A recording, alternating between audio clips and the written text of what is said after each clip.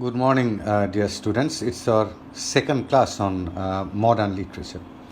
In our previous class, we had discussion on the different aspects of modern literature. And since modern literature is new for the students of Honours 4th year, that's why I am going to discuss modern poets, modern dramatists, and modern novelists again in today's class. In the next class, we will start T.S. Eliot. But for today's class, I want to share some ideas with you on the modern writers. Now, since modern literature, as I have already said, is new for the students of Honours 4th year, that's why, and there are some new ideas and new thoughts, new style in modern literature. That's why I am repeating some of the aspects that we discussed even in the previous classes. But in the previous class, we didn't put any emphasis on modern poets, on modern novelists, and modern dramatists individually or on these areas. But in today's class, we will have some emphasis, we will give some emphasis on the writers also, on their writing as well. Now, about the modern poets, which is very important for you. Now, among the modern poets, English modern poets, T.S. Eliot, W.B. Yeats, Dylan Thomas, and Sylvia Plath are important because their poetry has been selected in the syllabus of 4th year. And I will take the poetry of T.S. Eliot. I will discuss the poems of T.S. Eliot, the love song of Alfred J. Prufrock, and the Wasteland as well. But in the next class, not in today's class. Now, why we will discuss the modern poets and what about the modern poets. Now, T.S. Eliot is basically considered as a representative of modern poetry, modern English poetry. And as we see in the poetry of T.S. Eliot, basically T.S. Eliot's poetry, and particularly the Wasteland and the love song of Prufrock, if we read these two poems, then we can develop ideas about modern aspects, about modern lifestyle, about modern society, and the problems of modern man. Everything, almost everything, we will find if we will realize if we read the poetry of T.S. Eliot. And basically, T.S. Eliot has been given much emphasis in modern literature, and we the readers, we also put much emphasis on T.S. Eliot, because once you develop ideas about T.S. Eliot's poetry, then things regarding modern literature become much easier to understand. And as I already mentioned, that if we closely observe the poetry of T.S. Eliot, then we see almost all the aspects of modern literature present in his poetry. We will discuss his poetry to some extent even in today's class. Now, what about W.B. Yeats? W.B. Yeats was an Irish poet, and though he was an Irish poet, he is very well known for his literature, for his poetry basically. And what about Yeats? There is one very striking characteristic in Yeats's poetry, that there is huge variation in his poetry, in Yeats's poetry. Dear students, at the beginning of my discussion, I said that we will discuss the modern poets and the modern dramatists and the modern novelists in brief in today's class, to give you some ideas, to introduce the poets, to introduce the novelists, and to introduce the dramatists. Now, I have already said certain aspects about T.S. Eliot. Now, I am giving you some ideas about W.B. Yeats, and I am trying to introduce W.B. Yeats to you. Now, Yeats was, he had a huge variety in his poetic genre. What he did, that he started his career almost as a romantic poet, and he ended his career almost as a modern poet. So there is a huge development in his poetic career. He is often considered as the last romantic poet, though he was born in the modern age. And you know that there is another age, Victorian age, between romantic age and modern age. And yet, Yeats is considered as one of the striking poets of romantic genre. Though he was not a poet of the Romantic age, he does not belong to the age of Romantic poetry, but Yeats's poetry contain romantic elements so much that if somebody terms him as a romantic poet, then it will not be illogical.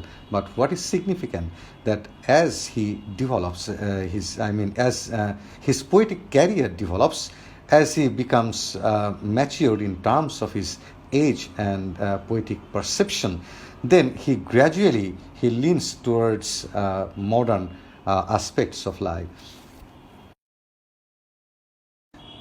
Now, W.B. Yeats, as I said, that in his poetry you will find the modern aspects of life as well, and he has a huge development in his poetic career.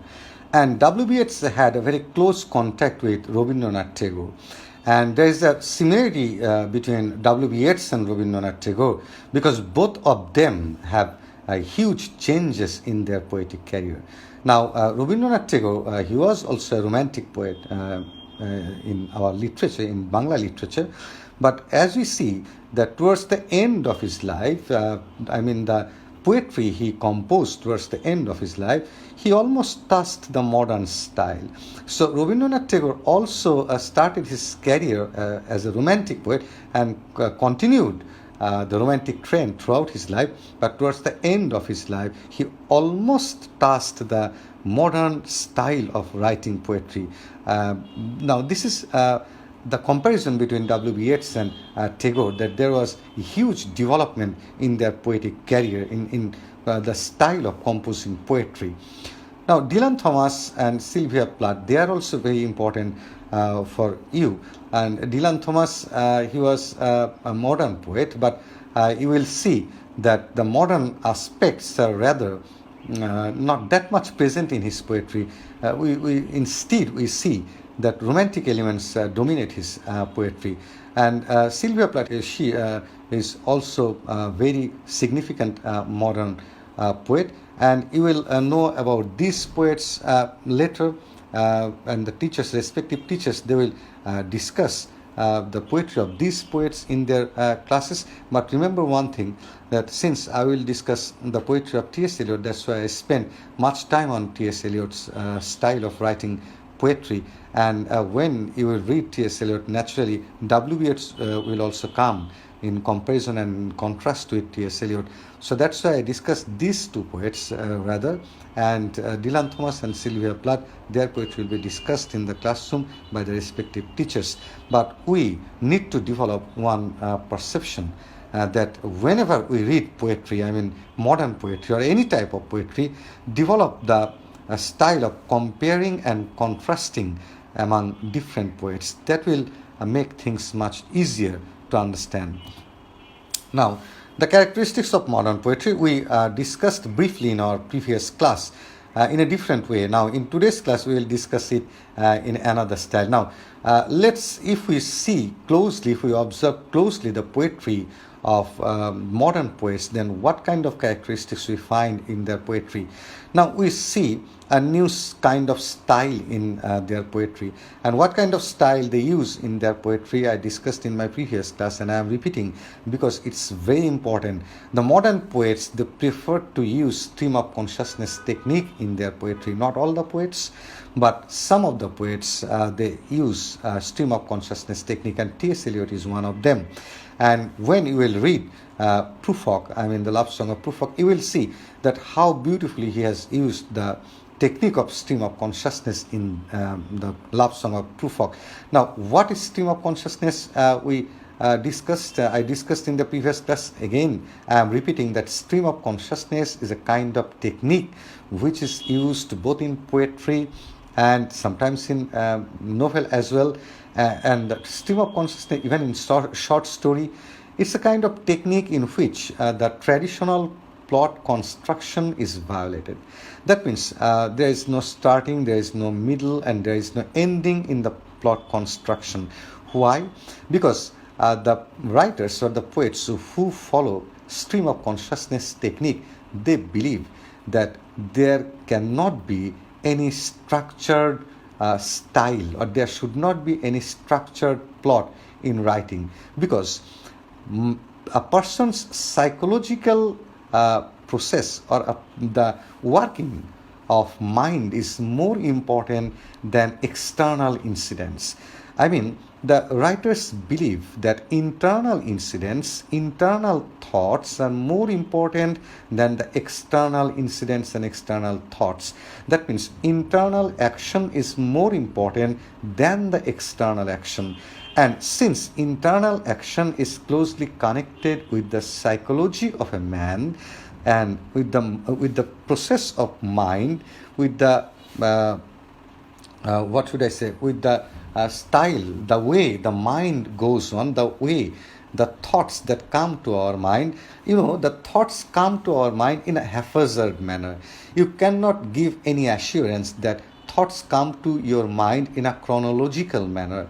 You can never control your thoughts. You can never control your mind. You cannot ensure that your mind will work in terms with, or your mind will work following the chronological order. It never happens. Sometimes you are in the present, sometimes you are in the past, sometimes you are in the future. Not only that, you are thinking about one issue, but moments later, subconsciously, your mind jumps to another issue, and then subconsciously your mind jumps to another issue. Now, this incident, or this occurrence within the mind draws the attention of the modern writers. I mean, the poets, the dramatists, and the novelists, all they are attracted by the stream of consciousness technique. And what did I say about the stream of consciousness technique? That stream of consciousness technique is a kind of device by means of which the modern writers, whether they are poets, whether they are novelists or dramatists, they want to grab the workings of mind of man. That means what happens within the mind of a man becomes more important to the writers than the external incidents. So that is stream of consciousness technique, and it has been used in the love song of Prufrock. And interior monologue, this technique has also been used in the love song of Prufrock, and even in the Wasteland. Stream of consciousness technique has also been used in the poem, the Wasteland by T.S. Eliot. I am giving more focus on T.S. Eliot because I will take classes on the poetry of T.S. Eliot. That's why I am giving the example of T.S. Eliot. Now, interior monologue is a kind of literary device in which the person talks to himself. That means you can say that there are two selves in a person. One self talks to another self. So this is interior monologue. Again, it's the kind of conversation within the person. Two selves within the person. So this is also a very interesting device which has been beautifully used by the modern poets. And symbolism, that symbolism is a kind of device, literary device, which is being used over the ages, over the centuries by the poets. And it's not a new technique adopted by the modern poets. Rather, it's a technique that has been used over the centuries by different poets, different writers. So symbolism is not new, but we will see that symbols also attract the modern poets very much. So these are basically there are other styles as well. You will see the kind of metaphor, you will see the kind of similes, the kind of imagery the modern poets will use. They are quite different. Their imagery sometimes, their imagery will reveal the darkness of life. Their metaphor, their simile, they will also reveal the darkness of life.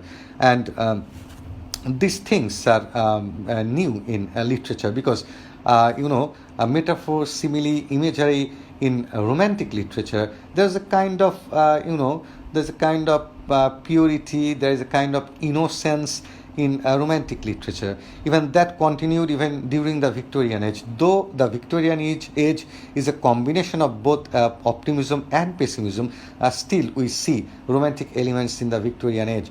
But the kind of symbols we see in the modern age, the symbols indicate degeneration of life, degeneration of society. We will discuss it in the next slide. Now, in this slide, we will discuss characteristics of modern poetry. That continues. in the previous slide, we discussed the style of modern poetry, and in this slide, we will discuss the subject matter of modern poetry. Now, when we will read the poetry of modern poets, basically T.S. Eliot, what kind of subject matter we will see in his poetry? We will see in the poetry of modern poets, and particularly T.S. Eliot, that degeneration is in every sphere of life. Now, what is degeneration?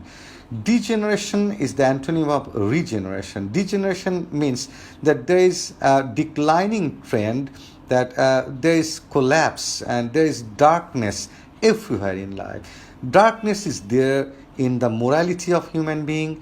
Darkness is there in the rituals of human beings.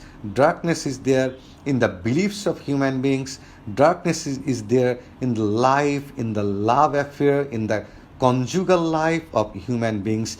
Degeneration is there even in the nature of modern society. So degeneration is a very striking characteristic of modern poetry, and you will see degeneration almost in every sphere of life. And as I said, you will see degeneration in love affair, in conjugal life, in nature, in rituals, in morality, in in everywhere in your life. Now, this is present in the poetry of T.S. Eliot. This is also present in the poetry of other modern poets, and you will see if you just take the example of The Second Coming by W.B. Yeats. You will read it in the class, and you will see a kind of similarity between T.S. Eliot and T.S. Eliot's perception of life and W.B. Yeats's perception of life. If you particularly focus on The Second Coming, not other poems, because W.B. Yeats, as I said earlier, that he becomes modern towards the end of his life, but the poetry he composed at the early stage of his life, they are replete with romantic elements. Now, degeneration, I am repeating that degeneration is the state which is just contrary to regeneration. That means there is declining trend everywhere in human life, and this degenerative lifestyle has been reflected in the poetry of T.S. Eliot particularly, and of course in the poetry of other modern poets, but in a different style. And you know that there is also the impact of First World War on the poetry of modern poets. Now, what about the impact of First World War? Now, the First World War devastated the entire universe, and particularly Europe was almost completely devastated. Now, since Europe was almost devastated, the people were uprooted. That means the people lost their homes, and millions of people were killed in the First World War, and they lost their relatives, and they lost their parents, they lost their brothers, they lost their sisters, their wives, their sons and their husbands. And what happened, that after losing their close persons, the people became pessimistic towards life, and since the people also became uprooted from their home, because they could not consider their home as home anymore, because as I said, everything was devastated, and they lost faith in life, they lost faith in morality, constructed morality, formal morality, and they lost belief in other things. They also lost the belief in Christianity, and they became pessimistic to some extent. Not all the people, but many people, they also lost their belief in religion, Christianity, and they became pessimistic towards life. Now, this attitude, this characteristic of the modern people, it developed after the First World War, and the meaninglessness and the next point, pessimism towards life, they became pessimistic towards life, and they started thinking that what's the meaning of life. So if human beings can be devastated, destroyed in this manner. So why should human beings survive in this world? So the First World War made people pessimistic towards life, and they started suffering from existentialist crisis. Existentialist crisis means that what is the significance of existence? If our life doesn't carry any meaning, if our life doesn't have any goal, any particular destination, then what's the use of survival? And what's the use of this life which can be destroyed in the blink of an eye? So they started suffering from existentialist crisis, and this existentialist crisis, it also led to alienation as well. They became alienated from the society. Alienation is a kind of state of, is a kind of psychological state. It's not simply physical state of a person. Alienation is not simply loneliness. Loneliness is something which can be worth enjoying. But alienation is a kind of psychological state of mind in which a person starts believing that he is virtually alone in the world. Now, this is existentialist crisis. Now, if we take an example from Bangla literature, we will see Jivanananda Das. He has used this existentialist crisis in his poetry in a beautiful style. And if you read the poem "Aat Bochor Ager Ekdin," I will explain this poem when I will take the class on the Westland and Prufrock. "Aat Bochor Ager Ekdin" by Jivanananda Das. You will see that the life of human beings is meaningless in this world. So this is existentialism, and this is alienation. I am repeating, existentialism is existentialist, basically deals with existentialist crisis. And existentialism means basically that a person wants to survive, a person wants to find meaning of life. But existentialist crisis means that when a person starts thinking that there is no meaning of life. So existentialism is something positive, but existentialist crisis is negative. When the crisis starts, the person starts believing that there is no meaning of existence in this universe, and then it leads to alienation. And you know that in modern literature, evil has got different types of shapes, but particularly evil is internal. In romantic literature, we see that even evil is sometimes very much external, but in modern literature, evil is always internal. Now, evil exists in human beings, and there is evil in human beings, and this evil has been internalized in modern literature, in modern poetry. And the last characteristic of modern poetry I have mentioned here is psychoanalysis, which is very important. The psychological analysis of man is the main focus of modern poetry, nothing else.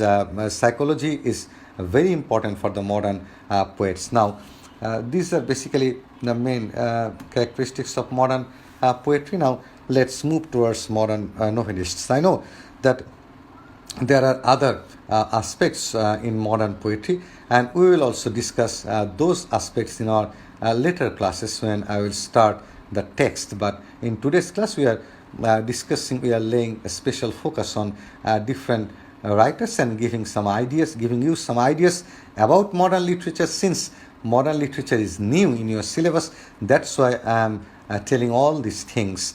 Now, modern novelists, and who are the modern novelists? There are many modern novelists, but we have selected here the novelists whose novels have been selected in the syllabus of Honours 4th year. Joseph Conrad's novel you will read in Honours 4th year, Heart of Darkness. You will read the novel of E.M. Forster as well, A Passage to India. You will read Virginia Woolf. You will read D.H. Lawrence's Sons and Lovers, Virginia Woolf's To the Lighthouse, and you will also read the novel of Doris Lessing, The Grass is Singing.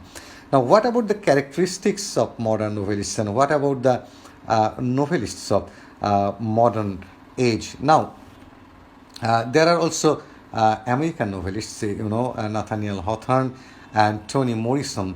You will read the American novelists as well. And what about the characteristics of modern novelists? Now, a stream of consciousness, we have already discussed this technique. Now, you know that stream of consciousness technique is not only used in poetry, stream of consciousness technique is used in novel as well. And, you don't have Gabriel Garcia Marquez's novel 100 Years of Solitude.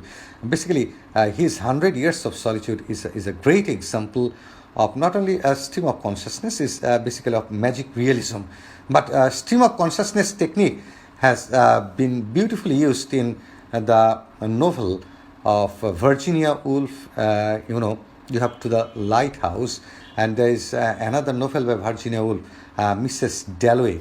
That in that novel you will also see the use of stream of consciousness technique. And Virginia Woolf basically he used stream of consciousness technique in a beautiful way.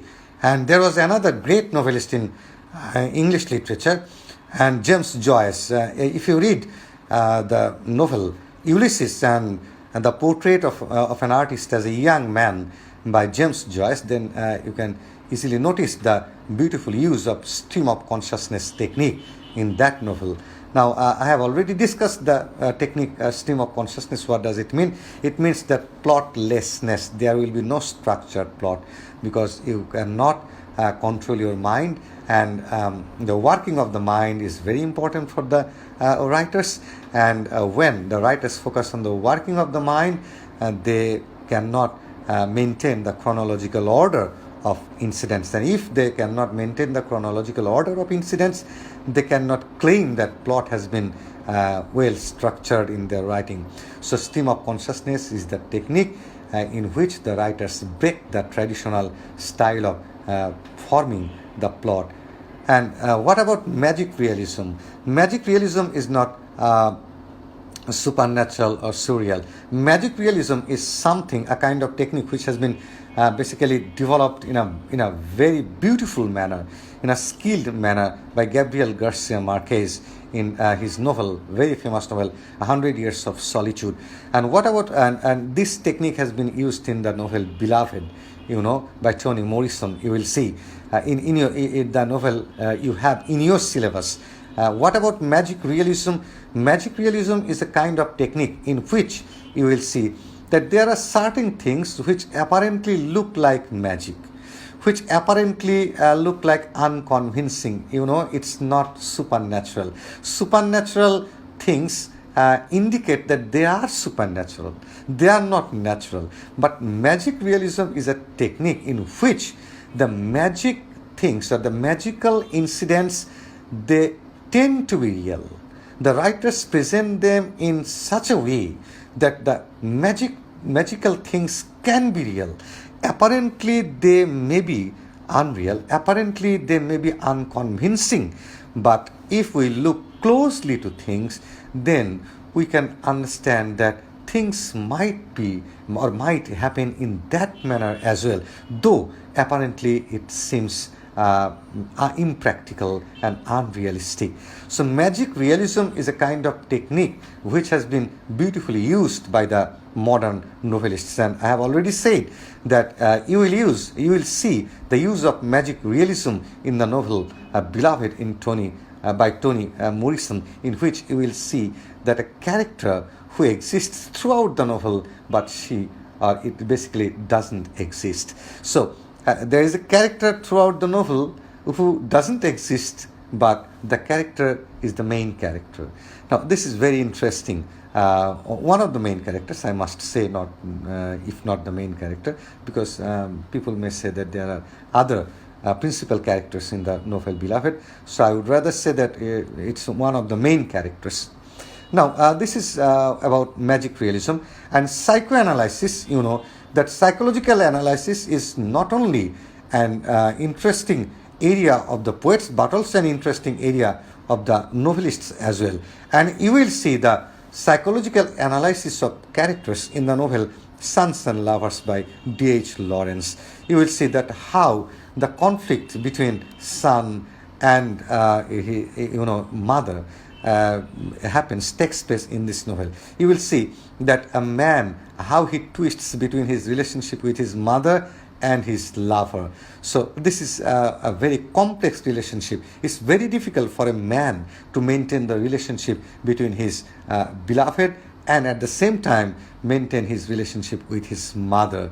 Now this relationship or this psychological crisis has been beautifully painted by D.H. Lawrence in the novel Sons and Lovers. And you will also see the concept of colonial and post-colonial ideas in the novel Heart of Darkness. You will see these ideas being developed in the novel A Passage to India as well. But as I said earlier, the respective teachers will discuss these things more clearly when they will also take classes. Now let's go to the next slide. Our next slide is on modern dramatists, and you know that you have the dramas by Samuel Beckett, Harold Pinter and Osborne. Now Samuel Beckett's Waiting for Godot you will have in your syllabus. You have The Caretaker by Harold Pinter, and you have Look Back in Anger by Osborne. Now what about the characteristics of modern dramas? Let's see. In modern dramas, you will see that the protagonists, they are not extraordinary human beings. They are not Hamlet, they are not Macbeth, they are not King Lear, they are not Othello. They are not people of higher class. They are not representative of higher class. They are rather representative of common people. And this is the first time in literature we see the use of common man. Now this characteristic is not only present in modern dramas. The presence of common man is something very significant in modern literature, because we see the presence of common man in the dramas of modern literature, in the novels of modern literature, and even in the poetry of modern literature. Now this concept, the development of or the emergence of common man as the protagonist of literature, or as the protagonist of literary pieces, is something very striking and something very new in modern literature and in modern dramas, obviously.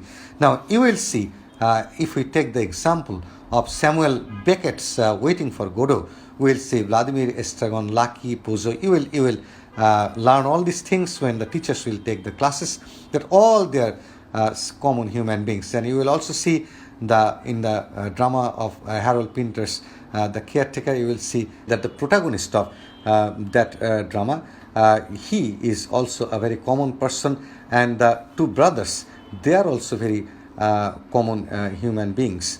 And now if you consider the play Osborne's Look Back in Anger, you will see that Osborne also deals with two common human beings, two very common persons in their drama.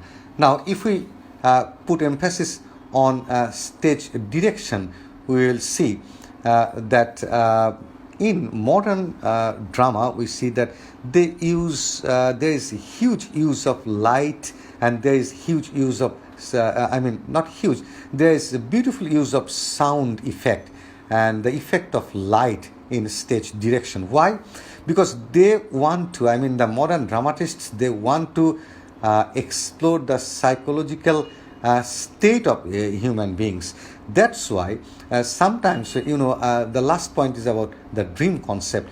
So sometimes when they want to explore the psychological state of mind of the characters, they try to do it by using the sound effect and by using the effect of light. Now if we look at the characteristics of modern drama, we see basically the characteristics I discussed about modern novels and modern poetry. Those characteristics are also common in modern dramas as well. But apart from those characteristics, stage direction and dream concept are new things in modern drama. And why stage direction and dream concept? Because in modern literature, the main emphasis is on the psychology of man. So since the main emphasis is on the psychology of man, that's why, the modern dramatists, they use sound effect and they use light in their dramas. And these are the important things I feel that I wanted to share with you. There are other things as well in modern literature. There are so many things to discuss in modern literature that we will discuss, and we will start our discussion on T.S. Eliot's poetry from our next class. And remember that the two classes I took on the characteristics of modern literature, these two classes are necessary for our orientation with modern literature. I mean modern poetry, modern novels, and modern dramas as well. And with these thoughts in our mind, we will start the poetry of T.S. Eliot in our next class. And I hope that we will be present in my next class as well. Until then, goodbye. Thank you very much. Stay safe.